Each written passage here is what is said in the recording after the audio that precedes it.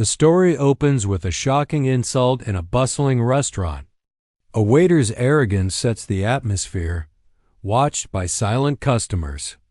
The elderly couple's calm dignity clashes against his disrespect, ending with a powerful line and a cliffhanger that hints at what's to come. "We don't serve people like you here." "Not at this table." The words fell sharp, slicing through the hum of clinking glasses and murmured conversations inside the upscale downtown restaurant. Forks froze mid-air.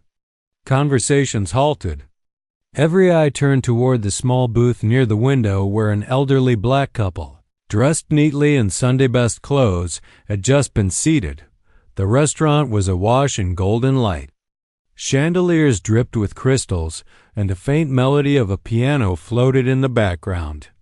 But that single sentence from the young waiter shattered the fragile illusion of elegance, leaving the air thick with discomfort.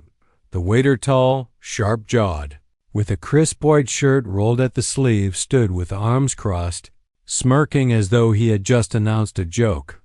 His arrogance dripped from him like cheap cologne. He looked around, inviting the room to join in his cruelty. A few diners shifted uncomfortably. Others glanced down at their plates, choosing silence over confrontation. Across from him sat Mr. Elijah Carter, his silver hair perfectly combed, his brown skin lined with decades of resilience. Beside him, his wife, Margaret, wore a soft lavender dress and a pearl necklace that had been passed down through generations. Their hands were folded together on the table, fingers interlaced, as if silently reminding one another to remain steady. Elijah's eyes, deep and unwavering, rose to meet the waiter's glare. He said nothing. Silence can be more powerful than any protest, and his silence burned hotter than anger. Margaret, however, felt the sting. Her lips trembled, but she kept her chin high. The waiter leaned in, lowering his voice just enough for the nearby tables to hear, but loud enough to humiliate. "You people should try somewhere. Cheaper." "This place isn't for you," gasps echoed around the room. A woman at the next table covered her mouth. A man across the aisle muttered, "Unbelievable," yet no one stood up. No one interfered. The restaurant's patrons had turned into statues, watching injustice unfold as though it were theater. Margaret clutched her purse tighter. Her eyes glistened, but she refused to let the tears fall. Elijah reached for the menu, opening it slowly as though nothing had been said. His hands were steady, deliberate, symbolic. It was his way of saying, "We belong here. We will not be moved." That calm defiance enraged the waiter. He snatched the leather-bound menu from Elijah's hands with a dramatic flick. The crisp pages slapped shut, echoing like a gavel in a courtroom. He tossed it on to the next empty table. "I said not for you. Understand English?" The insult hung in the air, heavier than smoke. Some diners winced. Others shifted in their seats, pretending to check their phones. No one wanted to look too long, yet no one could fully look away. Elijah finally spoke, his voice low but resonant, carrying across the hushed restaurant like a steady drumbeat.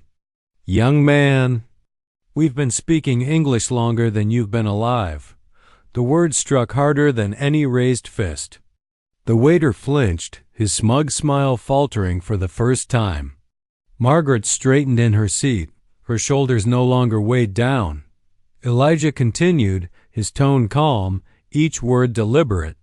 "You think you're standing above us, but all I see is a boy hiding behind an apron." The room stirred. A couple of diners nodded subtly, emboldened by Elijah's poise. The waiter's cheeks flushed red. His arrogance cracked, just slightly. He opened his mouth to fire back another insult, but something behind. Elijah made his expression freeze. Margaret noticed it first. A shadow moving across the polished floor.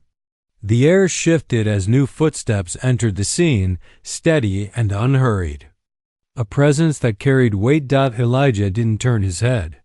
He didn't need to. He felt it. He let his final words hang, not for the waiter, but for whoever was now approaching from behind.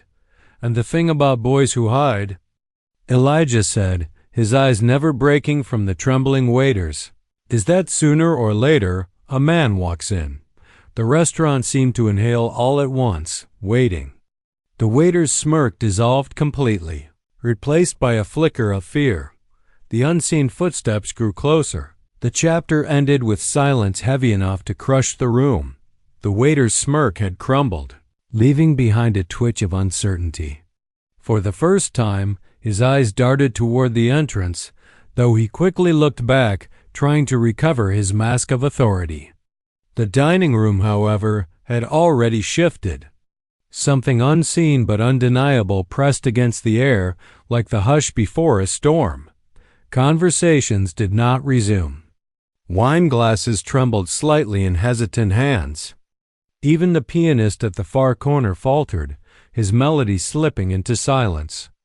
The only sounds were the steady breaths of people too afraid to speak, and the faint shuffle of shoes approaching across the marble floor. Margaret felt Elijah's hand tightened gently around hers under the table. His grip was not of fear, but of reassurance. He did not need to say anything. His silence spoke louder than words, telling her, "Hold steady. The storm is not ours to fear." The waiter cleared his throat, regaining some bravado as he leaned in again, speaking in a low hiss meant only for the couple, but overheard by every strained ear nearby. "You think your clever words make a difference? People like you don't belong in places like this. It's tradition, standards." Elijah tilted his head, his deep brown eyes reflecting both sorrow and strength. "Tradition," he repeated slowly, as though tasting the word. "Strange how often men like you hide cruelty behind that word." The waiter's nostrils flared. His hand flexed at his side, itching for another gesture of dominance, another chance to snatch dignity away. But this time he hesitated. The weight of the room pressed against him. Diners who had once pretended to ignore the scene now watched openly, their gazes sharp, some disapproving, others curious. At the far corner, a young woman whispered to her husband, "Why doesn't someone step in?" He shook his head. "Because no one wants to be next." The atmosphere thickened, the silent complicity of the room itself becoming a character. Fear held them still, but empathy burned quietly, waiting. Margaret adjusted her pearl necklace, her hand steady now. She raised her chin and spoke softly, her voice tender but firm. "I wore this necklace the day Elijah and I married. We've been walking into rooms where people thought we didn't belong ever since. We've learned one thing." The waiter narrowed his eyes. "And what's that?" "That belonging," she said, her gaze steady on his face, "has nothing to do with permission from men like you." The room stirred again. A murmur swept across the tables. A man in a suit coughed awkwardly, but the corners of his lips curved in something like approval. The waiter felt the balance tilting. His smirk attempted to return, but it faltered, lacking conviction. He straightened, adjusting his tie, as though he could rebuild his crumbling arrogance with a sharper knot. "Words," he muttered coldly. "That's all you have. Words don't change rules." Elijah leaned back in his seat, his posture regal, his calm unshaken. "Neither do insults," he replied, voice steady, eyes locked on the young man. The words landed like stones in still water, rippling through the tense quiet. And then the footsteps arrived. Slow, deliberate, echoing with authority across the marble. The sound drew every head toward the main archway of the restaurant. The waiter froze, his lips parted, his chest rising and falling quicker now. His eyes betrayed him before anything else, fear flickering across them like lightning before thunder. Elijah remained still. Margaret turned slightly, her face softening into something between relief and curiosity. She had felt the presence long before it revealed itself. The diners held their breath. The waiter's arrogance drained, leaving a pale echo of the man who, only moments ago, believed himself untouchable. The footsteps stopped just behind Elijah and Margaret's booth, and then, with a voice that carried the weight of both authority and calm, a new figure spoke clear, steady, unhurried. "Is there a problem here?" The room exhaled all at once, like a spell breaking. Glasses clinked faintly as hands trembled. The waiter stiffened, his body betraying the instinct to shrink back. Though he fought against it, Elijah's lips curved slightly, almost imperceptibly. Margaret, too, let out a small breath, though her fingers still laced tightly with her husband's. The question hung unanswered, waiting, and the waiter, for the first time, could not find his voice. The restaurant seemed to shrink, its polished walls pressing in on every diner as silence stretched. All eyes turned toward the tall figure now standing at the booth. His suit was black, tailored perfectly, his shoes polished enough to mirror the glow of the chandeliers above. His face was calm, but his presence radiated authority that filled every corner of the room. He was not a stranger. This was the restaurant's owner, Mr. Victor Langston, a man whose name carried weight, whose reputation was woven into the city's fine dining culture. He was known for precision, for discipline, for ruling his establishment like a conductor guiding an orchestra. Yet at that moment, no one could read his eyes. "Is there a problem here?" Victor repeated, his tone steady, not raised, but heavy enough to demand an answer. The waiter stiffened, sweat prickling his brow. His arrogance, once armor, now cracked under the weight of his employer's gaze. He forced a laugh, brittle and strained. "No, sir, just a misunderstanding.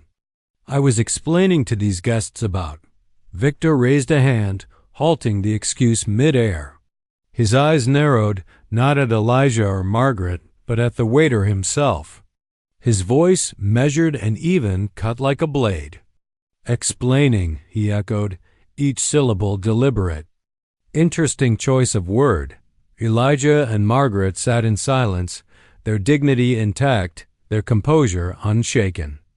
Elijah's expression was calm, but within his stillness burned a fire, a quiet satisfaction that truth was beginning to surface. Margaret rested her free hand gently on the table, her pearls glinting under the chandelier, her posture elegant and unbowed. The diners leaned closer in their seats, their curiosity overpowering their discomfort.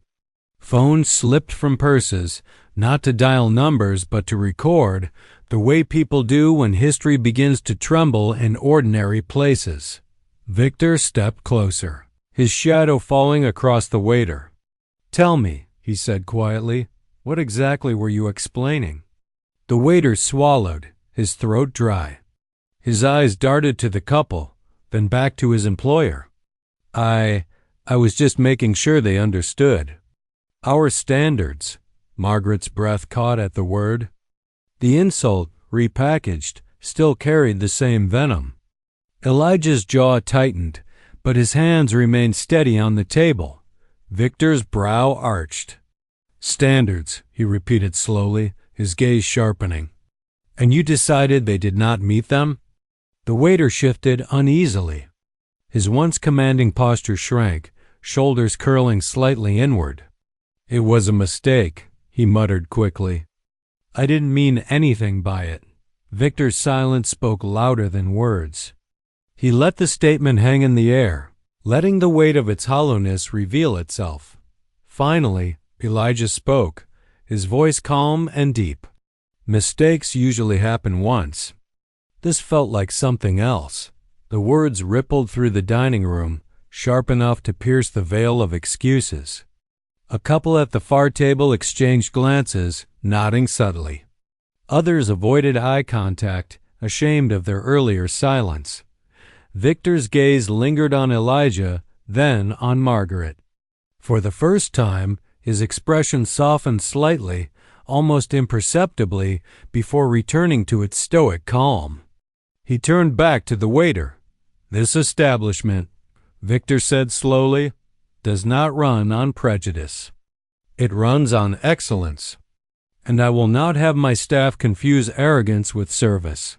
The waiter's face flushed crimson. His mouth opened, searching for a defense, but none came. Victor's voice lowered further, the quiet force of it silencing the room entirely. "You will apologize now." The command cracked through the air like thunder. The waiter froze, his pride clashing with his fear. His jaw tightened, his fists curled at his sides, but Victor's gaze held him locked in place. Margaret turned slightly, her eyes steady on the young man. There was no hatred there, only a quiet sadness that spoke louder than anger. Elijah, still calm, waited. The waiter's lips trembled before he finally forced the words out, each one strangled, reluctant. I'm sorry."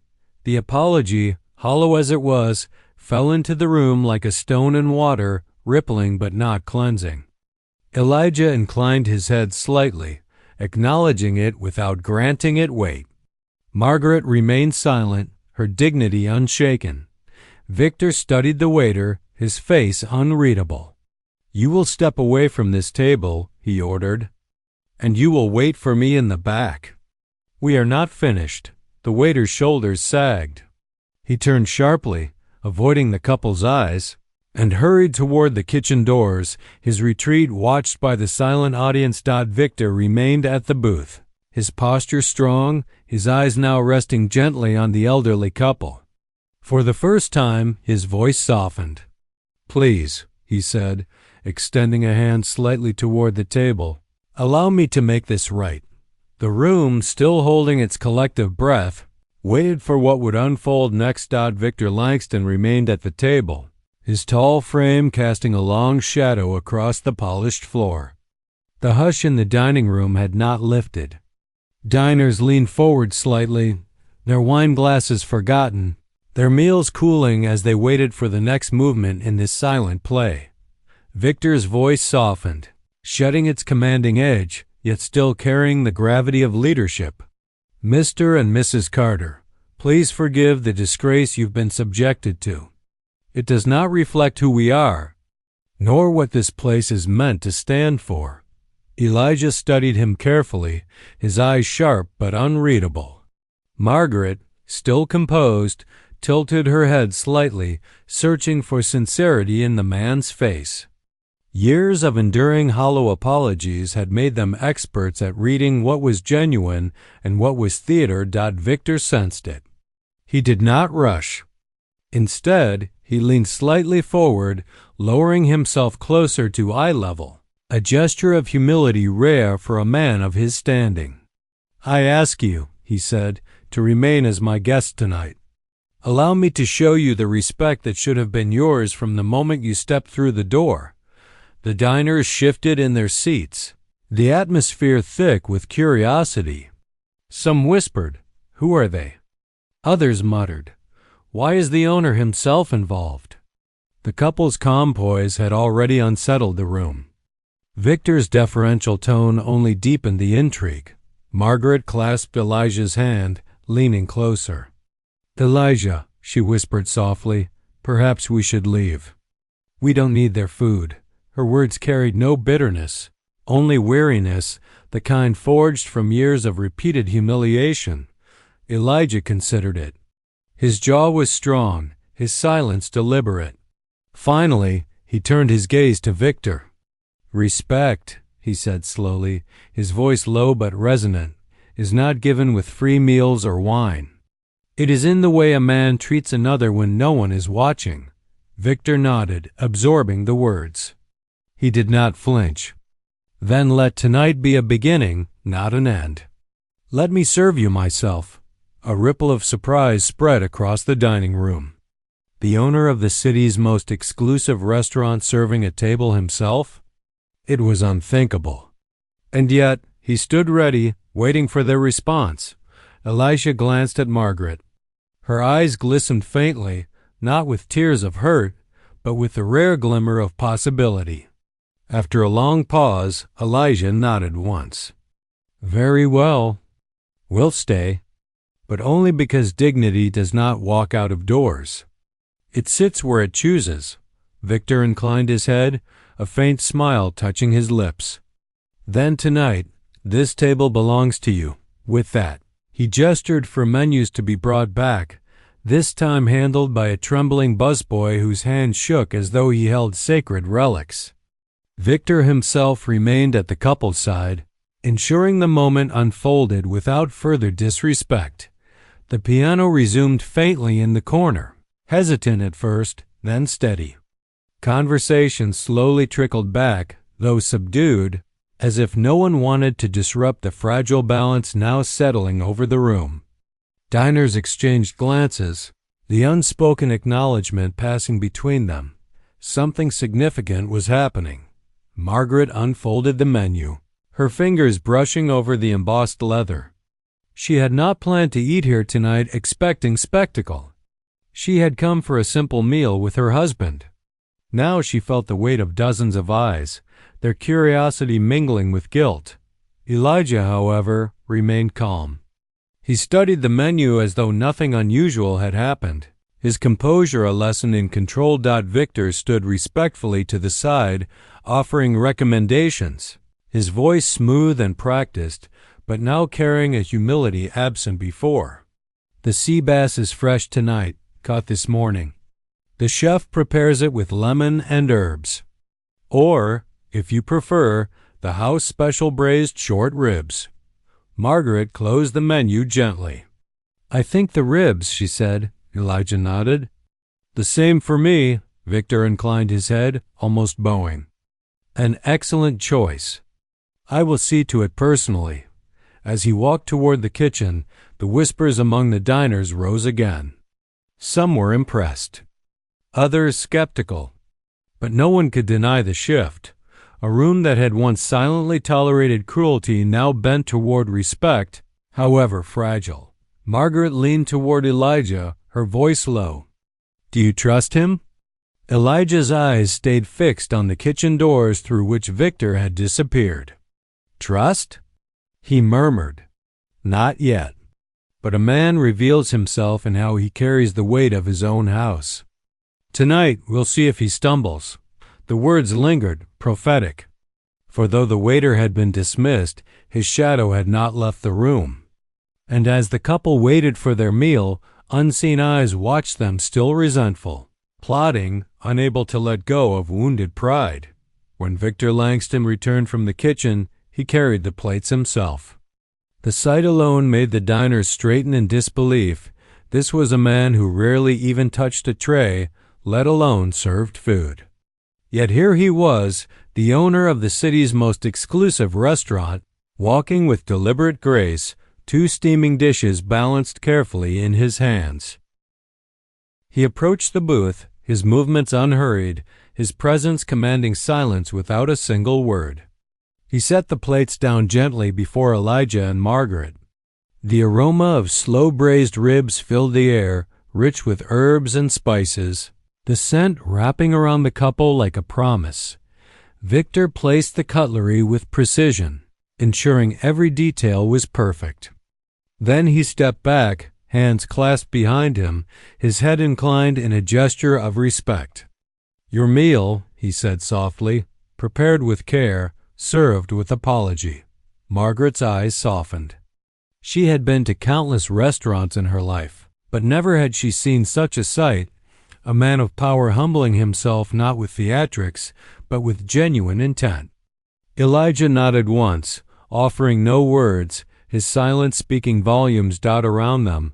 Whispers surged again. Is that the owner serving them? I've eaten here for years, he's never done that before. Who are they? The restaurant, once indifferent, now leaned toward reverence, though none dared to approach the table. Elijah picked up his fork, cutting into the tender meat. It fell apart easily, the juices pooling against the porcelain. He tasted it, chewing slowly, savoring not only the flavor but the significance of the moment.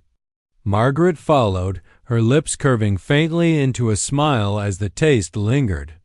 Victor watched quietly, his posture respectful. Waiting as though he stood on trial and their judgment would be final. Margaret set her fork down gently. "It's very good," she said, her voice calm but warm. A small smile touched Victor's lips, the first genuine expression since he had appeared. "I'm glad." The exchange was simple, but the weight of it reverberated through the dining room. The couple, once disrespected, now commanded the space without raising their voices. Dignity had shifted the balance, and arrogance had been exposed, but not all were content with this transformation. From the kitchen door, a pair of eyes glared at the scene, resentful, burning with humiliation. The waiter, banished to the back but unable to let go, watched from the shadows. His pride had been stripped bare, and in its place grew something darker, sharper. He muttered under his breath, fists clenched at his sides. "Making me bow." For them? But the diners remained oblivious. Their focus was on the booth near the window, where Elijah and Margaret dined with grace, their presence now elevated by the very attempt to diminish them. Elijah spoke between bites, his voice quiet but steady. "Food tastes different when served with respect," Margaret smiled faintly. "And bitterness leaves a stronger aftertaste when it's forced down someone else's throat." Victor heard her words and lowered his gaze briefly, acknowledging the truth in them. He had seen it happen tonight, the entire dining room swallowing discomfort, forced to reckon with their silence. He wondered how many of them carried guilt for not speaking up sooner. How many would leave with the taste of complicity still on their tongues? A waiter's station nearby clinked as glasses were polished, but every sound seemed muted compared to the quiet dignity at the couple's table. The pianist, emboldened by the shift in atmosphere, let his fingers flow again, the melody richer, steadier, as if even the music itself bowed in respect. When the plates were half finished, Victor approached again, holding a bottle of vintage red wine. He poured carefully, his movements precise. "A gift," he said softly. "From the house." Elijah raised his glass, but before drinking, he looked Victor in the eye. "Hospitality," he said, "isn't proven by what you give when people watch. It's proven by what you stand against. When no one dares to." Victor nodded solemnly, his face reflecting both understanding and the weight of unspoken history. "You are right," he admitted. The diner shifted again. Some were ashamed. Others were inspired. The lesson was not spoken to them directly, but it clung to the air, impossible to ignore. The couple ate in peace, yet the atmosphere was anything but ordinary. For beneath the surface, the story had already grown larger than the meal. Something about it felt inevitable, as though the night itself was holding its breath for a climax yet to come. In the shadows of the kitchen doorway, the waiter's eyes glowed with anger. His pride, bruised and bleeding, whispered a promise of retribution. The stage had shifted, but the play was far from over. The dining room, once alive with the quiet symphony of clinking glasses and low chatter, had shifted into something darker. It wasn't just a restaurant anymore, it had become a stage. Every table occupied by silent actors with eyes locked on the elderly black couple in the corner. Forks hung mid-air. Conversation stalled. It was as if time had slowed just to observe the humiliation that lingered in the air. "Can you believe this?" whispered a woman in pearls to her husband. They should have just left quietly. Her husband nodded, adjusting his cufflinks, his voice low but sharp. "He's right, you know. Some places aren't for everyone." Across the room, a younger man shot them a glare. "You don't talk to elders like that." "It doesn't matter who they are," his voice carried, slicing the silence, and heads turned. The waiter smirked as though he had gathered allies from the shadows. He leaned against a polished post, his arms crossed. "See, not everyone disagrees. Some folks know when tradition should be respected." "Tradition?" The younger man shot back. "You call this tradition?" "It's hate, plain and simple. Gasps rippled through the restaurant, the tension building like static before a storm. The old woman, hands folded delicately on the table, didn't speak. She stared at the linen, her lips trembling but silent. Her husband's hand remained firmly over hers, his calm expression refusing to crack. He wasn't fighting the waiter. He wasn't fighting the crowd. He was waiting like a man who knew storms always break eventually. At a nearby table, a boy no older than 10 tugged his mother's sleeve. "Why is he being mean to them, Mama?" The mother shushed him quickly, cheeks red, eyes darting nervously at the waiter. She whispered something the boy couldn't understand, something she didn't even believe herself. The room had split itself without needing signs. One half leaned back into their seats, nodding quietly, complicit in silence. The other half shifted uncomfortably, hearts pulling them forward but fear of exposure keeping them pinned. And then, without warning, a man in the corner rose. He was broad-shouldered, dressed in a construction uniform, his palms rough and scarred. "Enough," he said, voice heavy with grit. "You don't disrespect elders in front of me. Not today." The waiter straightened. "Sir, please, this is none of your—" But the man's stare shut him down. "None of my business? It's every decent person's business when you humiliate people for the color of their skin." The silence broke. A woman clapped softly, hesitant at first. Another man joined her. Soon, the sound of approval, uneven, uncertain, but growing, rose from the tables. Yet for every clap, there were eyes narrowing, lips curling, voices muttering disapproval. The waiter's jaw tightened. "You don't understand. I'm protecting this place, its reputation." The elderly man finally spoke, his voice as calm as a midnight river. "A reputation built on shame never lasts." The words hung heavy, a bell tolling in the middle of the room. The waiter faltered, searching for a retort, but none came. Instead, he glanced nervously toward the back hallway where the kitchen door swung slightly on its hinges. A shadow shifted there, a figure lingering just out of sight. Some patrons noticed. Whispers spread. Was that? Could it be? The tension climbed another rung. The restaurant balanced on the edge of revelation. The waiter sensed it too, his smirk fading into a forced grin as sweat dotted his brow. The old woman, still silent, raised her eyes for the first time in minutes. She met her husband's gaze, and in that single exchange, something passed between them, a shared memory, a knowing patience.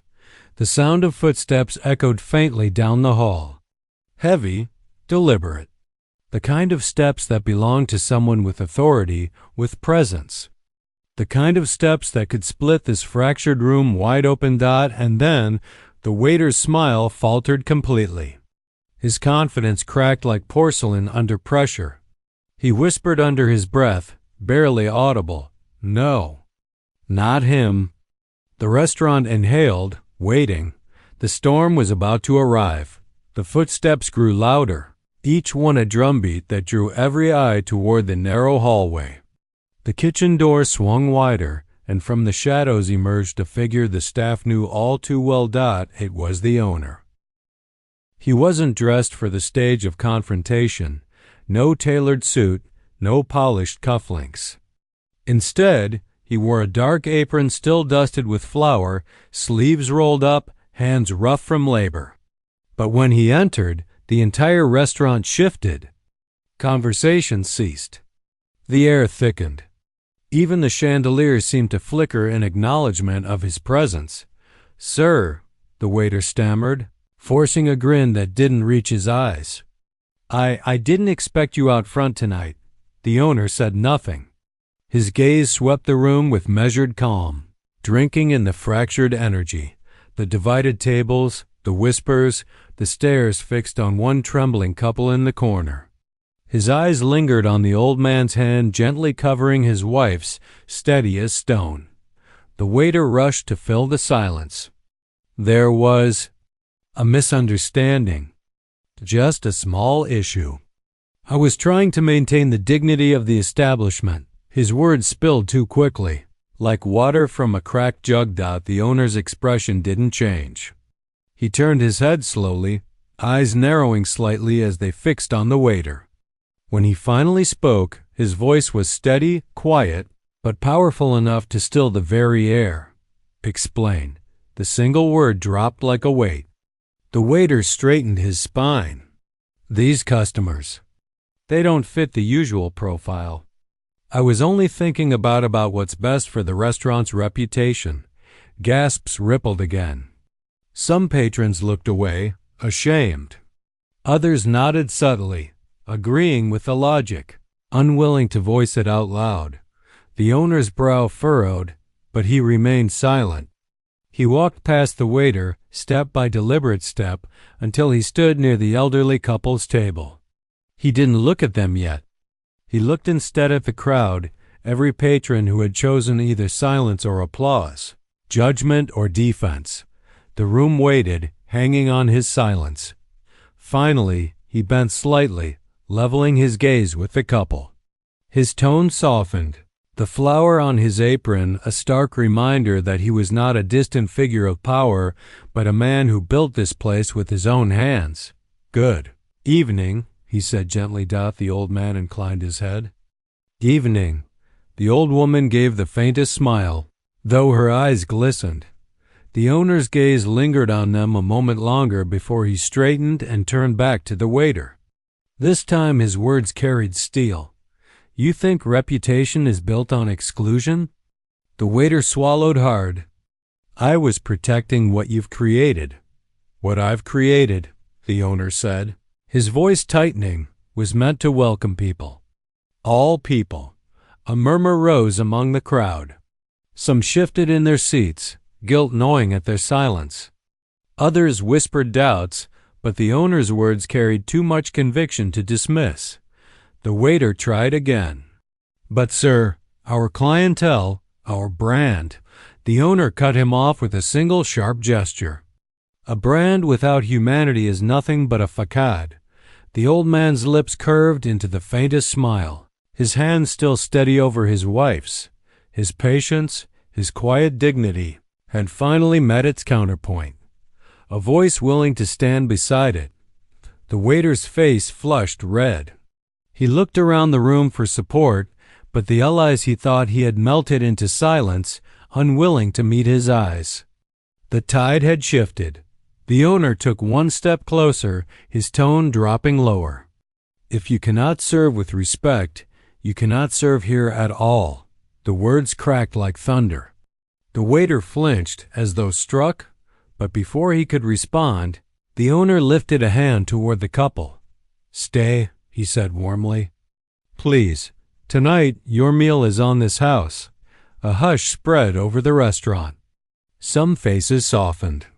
Some remained cold. But all eyes were fixed on the table in the corner, the table that had just become the center of the story. The waiter's chest heaved, his smirk gone, replaced by something else. Fear. Not just fear of his job, but fear of being stripped bare in front of an entire room that had once been his audience. The owner turned to him one final time, his voice carrying not just authority but a warning. This is not your stage. Not anymore. The restaurant held its breath. The storm had broken, but the wreckage was only beginning. The waiter's smirk had vanished completely now. Where arrogance once sat proudly on his lips, a trembling uncertainty had taken root. His eyes darted left-right, as if seeking a way out of the noose tightening around him. The chandeliers glittered above like silent witnesses, their light illuminating the shame he could no longer hide in shadow. Sir, please, he muttered, voice cracking. You don't understand. I was just... The owner raised a hand and the words died in his throat.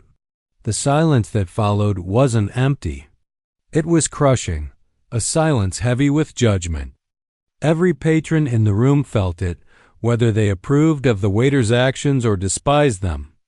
It was the silence before a verdict. The owner's voice broke it, calm but searing. You say you were protecting this place. Protecting it from whom? The waiter hesitated. His lips moved, but no words came. He could feel the crowd pressing in on him, every eye sharpened into a blade. The old woman, who had sat quietly through the storm, finally spoke. Her voice was soft but carried like a hymn. From us. He wanted to protect it from us. The words echoed, simple yet undeniable. The truth laid bare without venom, without rage, just clarity. The owner nodded slowly, his gaze never leaving the waiter. From them, he repeated, his voice hardening. Two elders who came to share a meal. From them, you thought this restaurant needed protection. The waiter's face burned. It's not personal, he stammered. It's business. People talk, reputation spread, business. The owner's tone cracked like thunder. You believe humiliating people is good for business? The murmur of the crowd grew louder. Some leaned forward, eager for justice. Others shrank back, uncomfortable, unwilling to confront their own complicity. The room was split, but one thing was clear. The waiter no longer had the upper hand. The construction worker who had spoken earlier rose again, his voice deep with conviction.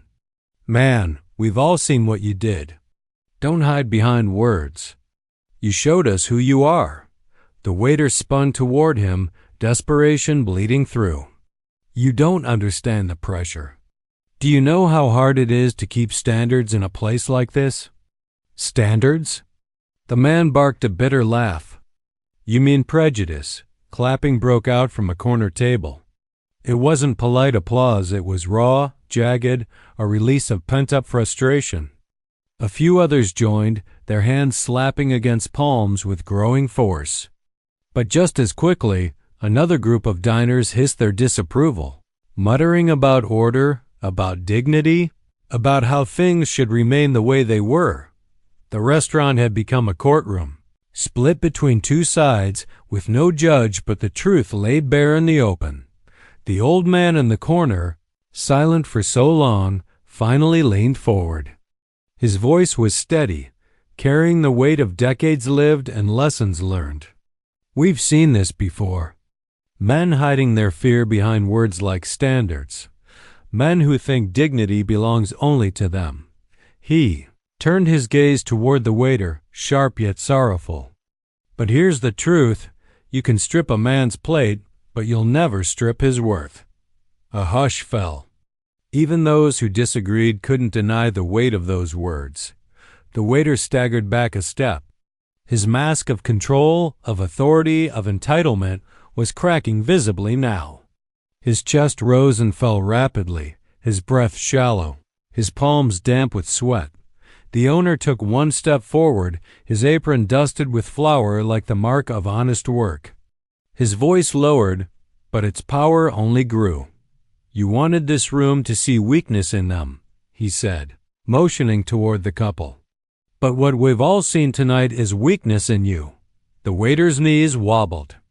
He glanced around, searching for allies, but the faces that once silently backed him now looked away, ashamed to be associated with him. His collapse was no longer just personal, it was public, undeniable, irreversible. You don't belong here, the owner said firmly. The waiter's voice cracked as he whispered, This is my job. The owner shook his head slowly. No, this was your mask. And tonight, it shattered. The room was still. The only sound was the faint clink of a fork dropped at the far end of the hall. The old woman placed her hand gently over her, husband's once more. She looked at the owner, her lips curving in the faintest smile. Thank you, she said softly. The owner bowed his head slightly, as if humbled. No, ma'am. Thank you for your patience, for your dignity, for showing us all who truly carries honor at this table. The waiter's mouth opened, but no sound came. His eyes glistened, not with remorse but with humiliation. His mask had shattered, and in its place was only a hollow reflection of the man he thought he was. For the first time that night, the restaurant exhaled. Conversations resumed, tentative at first. Glasses were raised, plates shifted. But the atmosphere had changed forever. A story had been carved into these walls, one that would be retold not in whispers but in voices firm and clear. And in the corner, the elderly couple sat quietly, their dignity shining brighter than the chandeliers overhead. The waiter, however, stood alone in the center of the room, stripped of arrogance, stripped of power, left with nothing but the echo of his own collapse. The night had chosen its verdict, and it wasn't his. The room remained tense for a heartbeat longer, a fragile stillness suspended between relief and disbelief. The waiter, his pride shattered, pressed his palms to the polished counter as though it could anchor him to reality. His chest heaved, his throat dry, his mind scrambling for escape, but the walls, the chandeliers, the eyes of every patron, offered no mercy. The old man leaned back in his chair, his posture calm but commanding. His fingers tapped lightly against the table as though marking time for something that was inevitable: recognition, accountability, and justice. The old woman, her pearls glinting under the soft chandelier light, rested her hands neatly on her lap. Her eyes, sharp and steady, scanned the room, daring anyone to question the dignity of the moment. A man at the bar, mid-sip of his wine, slammed his glass down. Enough of this. His voice cut through the room like a knife. You don't humiliate people like that and think it goes unnoticed. Not here, not tonight. The waiter turned sharply, eyes wide, searching for an ally. But the room had shifted. Some diners nodded at the man's words, emboldened. Others murmured their agreement quietly, finally stepping out of the shadows of complicity. The tide had turned. A young woman near the window stood, her chair scraping softly against the marble floor. He was wrong, and everyone who pretended not to see it. You need to know it matters. Her voice was strong, unwavering. Heads turned to her, curiosity and admiration mingling in their gazes. The owner, standing slightly behind the couple, allowed a small smile to tug at the corner of his lips. His presence was steady, a reminder that justice need not be allowed to be absolute. The waiter swallowed, his face a mask of confusion and fear. I was just following rules, he muttered. Rules? The old man's voice was measured, deep, carrying the weight of decades. Rules do not justify cruelty. Rules do not erase dignity. And rules do not belong to those who think themselves superior to others. The room shivered at the simplicity of the statement. Every patron felt it in their chest, the uncomfortable truth that arrogance and prejudice, no matter how hidden, had consequences. The waiter's hands trembled. He wanted to speak, to explain, to reclaim something, anything, but words failed him. The silence in the room pressed against him, each second a reminder that his authority, his facade, had evaporated. Look at him, the young woman whispered to her friend, gesturing toward the waiter. All that anger, all that pride. And for what? Her friend nodded. Nothing lasts when it's built on fear. The old woman cleared her throat, her voice soft yet sharp. This isn't just about him. It's about everyone in this room. Every person who stayed silent, who ignored cruelty, who thought themselves above others. You've had your moment. Now it's ours. A ripple of agreement moved through the restaurant. Patrons spoke up, some timidly, some with growing courage. One man said, "He can't treat people like that, anyone without consequences." Yes. A woman called, "We see you. And we won't stay silent anymore." The waiter's chest heaved. He opened his mouth, but only a croak came out. His mask of superiority, once so firmly in place, had completely disintegrated. The room no longer provided cover. It only reflected his isolation.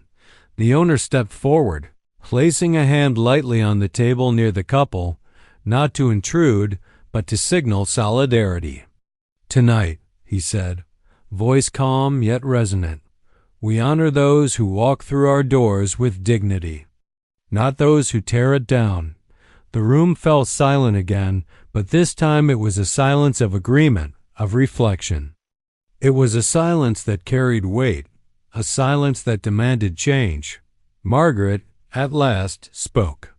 Her voice was quiet but firm, cutting through the thick air. We did not come here to make a scene. We came to eat. But respect is not optional. Not for anyone. Elijah nodded, his calm presence amplifying her words. And let this be remembered. Dignity is not a gift. It is inherent. It cannot be stripped away, no matter the arrogance of a single man.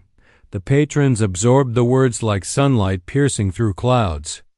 Conversations started again, but now they were different, considered, reflective, a quiet reckoning sweeping through the room. Even the staff, once timid, felt emboldened. The waiter's knees wobbled. His face drained of color. His mouth opened, then closed. For the first time, he saw himself as others had seen him all along, small, brittle, and utterly exposed. The owner's gaze softened toward the elderly couple. "Please, continue your meal," he said, gesturing toward the untouched dishes. "Tonight is for you." They nodded, gratitude shining in their eyes, but they ate in silence, dignified and unshaken. Their presence now a beacon of justice in the quiet chaos that had been the dining room. Outside the windows, the city lights blinked unknowingly, oblivious to the storm that had unfolded inside. But within these walls, a lesson had been carved deep into the hearts of all who bore witness. Arrogance can crumble, silence can be broken, and dignity, when defended, cannot be taken. And in the center of it all, the waiter stood, his mask shattered, his voice silenced, a stark reminder that the world eventually holds everyone accountable for their choices. The room exhaled collectively, the tension finally breaking. Patrons leaned back, some in relief, some in awe. The old couple sat quietly, their heads held high, their hands clasped together, a portrait of endurance, patience, and quiet victory. And for the first time that night, the waiter felt the full weight of the truth. The world had witnessed him, and he had been found wanting. The dining room had transformed. Where tension had once hung like smoke, a quiet clarity now filled the space. Patrons had spoken, whispers had turned into voices, and the waiter, once proud, once smug, stood exposed at the center of the room. Victor Langston, the owner, stood nearby, calm and unwavering. His gaze was fixed on the waiter, not with anger, but with a quiet authority that left no room for evasion. He had seen the arrogance, the cruelty, the ignorance, and he would not allow it to continue. "You've humiliated people," Victor began, voice measured but piercing. "You thought you were protecting something. What you were protecting was your ego. That ends tonight." The waiter's lips trembled. He opened his mouth, but no words came. The murmurs of the patrons grew louder, almost accusatory, a chorus of accountability echoing off the polished walls. Margaret lifted her hand slightly, her eyes calm, piercing. "We came here for a meal," she said softly, but her voice carried across the room. "Not to be made into an example. But now, perhaps we are so others may learn that dignity is not optional." Elijah nodded, adding, "And that arrogance, no matter the uniform, no matter the position, cannot stand in the face of respect." The room absorbed the words like sunlight cutting through shadow. Diners straightened in their chairs, some nodding, some reflecting silently. Even the staff, watching from behind counters and service stations, felt the weight of the lesson. The waiter's face had lost its color completely. His chest rose and fell rapidly, his hands curling into fists at his sides. His mind scrambled for defense, for escape, for anything that could reverse the collapse he felt, but there was nothing left to cling to. Victor took a step closer. "You will write a formal apology," he said quietly but firmly. "Not only to these guests, but to everyone present. You will not serve this restaurant again until it is completed, reviewed, and accepted." The waiter's knees wobbled. Sir, please." "No," Victor interrupted. "Your excuses end here. Humility is earned, not demanded. And tonight you have none." The old woman finally spoke again, her voice soft but unwavering. "Words can hurt," she said, looking directly at the waiter. "Actions can wound. But dignity is something no one can take from you unless you give it away. And we didn't give it. Not tonight. Not ever." A silence followed. It was heavy, but it no longer carried tension, it carried resolution. Every diner understood what had transpired. The waiter's arrogance had been stripped bare, and the couple's quiet patience had become the story that dominated the room. Victor nodded toward the couple. "Please, continue your meal. Tonight is yours." The couple smiled faintly, appreciation glinting in their eyes. They picked up their cutlery once more, each bite calm, measured, a subtle victory in itself. The aroma of the braised short ribs mingled with the air, carrying a sense of justice, not just flavor. Patrons began to talk quietly again, conversations renewed but different. They were reflective, thoughtful, aware. The lesson had been delivered, and the weight of complicity no longer held them captive. Some quietly apologized to the couple, others simply observed with newfound respect. The waiter stood frozen. His pride, once his armor, was shattered. He had no allies, no excuses strong enough to cover the weight of truth. The very room that had once seemed to support him now became a mirror of his failures. Reflecting every moment of arrogance he had displayed, Victor placed a hand lightly on the waiter's shoulder, not in kindness, but in firm guidance. "Go," he said simply, "and consider this your turning point or the night your reputation dies." The waiter nodded silently, unable to speak, and retreated toward the back door, his departure watched by every pair of eyes in the dining room. Some glared, some shook their heads. Some simply exhaled a breath they didn't know they'd been holding. Once he was gone, the room exhaled collectively. It was a quiet exhale, a release of tension, a return to balance. The chandeliers reflected the glow of restored dignity.